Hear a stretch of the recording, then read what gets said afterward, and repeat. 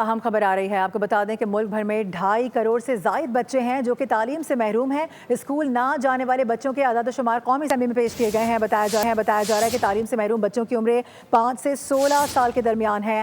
وزارت تعلیم کی جانب سے یہ نوٹس کروایا گیا ہے۔ پنجاب میں اسکول نہ جانے والے بچوں کی تعداد سب سے زیادہ ہے۔ پنجاب میں 90,60,000 بچے بنیادی تعلیم سے محروم ہیں، جبکہ سندھ میں اسکول نہ جانے والے بچوں کی تعداد 70,82,000 ہے۔ بلوچستان میں 40,92,000، اسلام آباد میں 9,000 بچے شامل ہیں، جبکہ جولائی 2024 سے مارچ 2025 تک جی ڈی پی کا صرف 0.8% تعلیم پر خرچ کیا گیا ہے۔ اپڈیٹ کر رہے ہیں آپ کو اس حوالے سے، ملک بھر میں 2.5 کروڑ سے زائد بچے ہیں جو کہ اسکول نہیں جاتے، تعلیم سے محروم ہیں۔